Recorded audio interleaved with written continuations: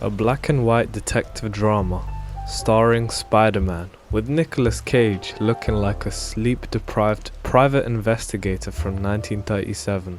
And somehow, this might be the most interesting thing Marvel has made in years. Because the truth is, Spider-Noir doesn't feel like Marvel at all.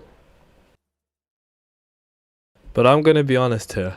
When I first heard about Spider-Noir, I genuinely thought this was gonna be one of those weird side projects Marvel dumps onto streaming and forgets about 2 weeks later. Like one of those shows people talk about for maybe 3 days before moving on to the next trailer announcement. Because on paper, this sounds ridiculous. Then the trailer dropped, and the second it started I realized this thing felt completely different from anything Marvel's done in years. Like genuinely different. The whole vibe immediately feels off in the best possible way. The music sounds eerie, the city looks miserable. I mean, why wouldn't they? It's set during the Great Depression. Then we have Nicolas Cage walking around like he's narrating the final chapter of a detective novel while the world collapses around him.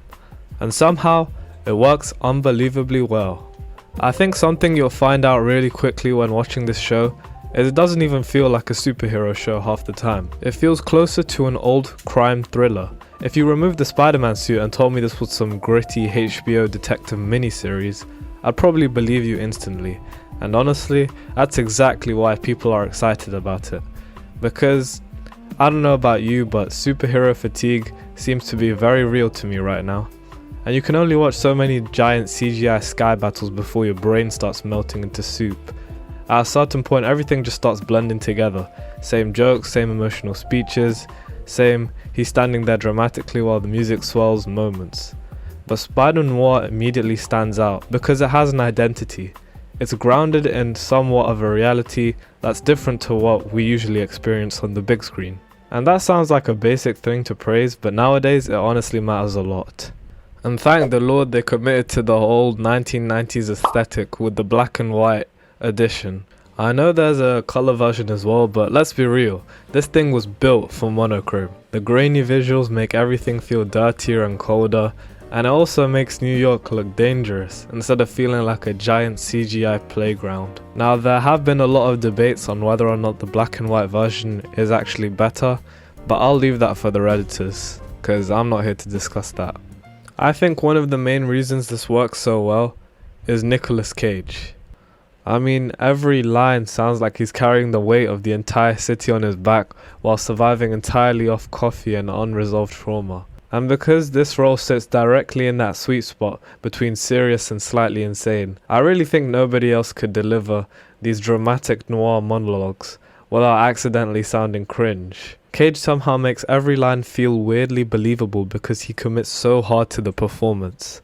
And that's the key. He never plays it ironically, because if he treated this character like a joke, the entire thing would collapse instantly. The whole premise of the Spider-Man is that it's a more serious one, with a darker past. And so he fully embraces the detective noir energy, like this is the greatest tragedy ever written. And that commitment makes the whole world feel real. I am currently recording this after watching 4 of the 8 episodes, and so far, I'm really impressed with the directing, writing, and acting as a whole. I'll admit it felt a bit slow at the start, but then I realized I was so used to the fast-paced Marvel slop that I just needed to relax and let the show take me on a journey of its own making. It really just doesn't feel like Marvel made it though. Having Spider-Man being retired and also calling him the Spider gives the show its own breathing space, instead of being thrust into the world of Spider-Man fighting crimes and balancing his school life. It's great that we're introduced to a new character, private investigator Ben Reilly, who gets wrapped up with the most notorious criminal in New York, the prettiest lounge singer, and the mayor. It's only until episode 4 that the Spider finally comes out in full form and fights Megawatt, who is the equivalent of Electro, and I've got to say, it's a great payoff for only 4 episodes. But apparently it gets a whole lot better after, so stick around for my video where I rank every episode of Spider-Noir. Another thing I experienced though, is that the show understands atmosphere really well. Which sounds simple, but atmosphere is honestly becoming a lost art in a lot of blockbuster projects now. Everything's so obsessed with pacing and constant stimulation that movies barely let scenes exist anymore. Spider-Noir looks like it actually wants you to sit inside the mood for a while. And the craziest part, people are responding to it immediately. Wow, who would have guessed? Even non-Marvel fans are suddenly interested because the show doesn't look like Marvel. When audiences start getting excited because a Marvel project feels less like Marvel, that's probably a sign that the formula's been stretched a little too hard over the years.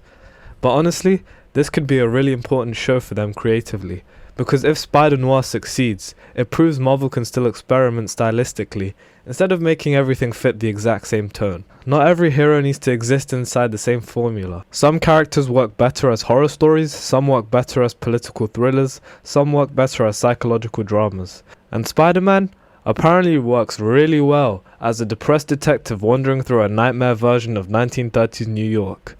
Who knew? I also think the noir aesthetic naturally makes Spider-Man feel more human again, because noir stories are usually smaller and more personal. They're about paranoia, loneliness, corruption, bad decisions, people trying to survive ugly situations. And Spider-Man has always worked best when he feels vulnerable. That's why this setting makes so much sense in hindsight. It strips away the shiny superhero spectacle and leaves you with a guy trying to survive a brutal city while slowly losing faith in the world around him. That's compelling, and honestly, I just never expected the weird black and white Nicolas Cage Spider-Man detective series to be the thing that made Marvel feel interesting to me again. But here we are. Let me know what you guys think of the show, and honestly what you think about this video. Thanks for your time, like and subscribe, and I'll see you in the next video. Peace.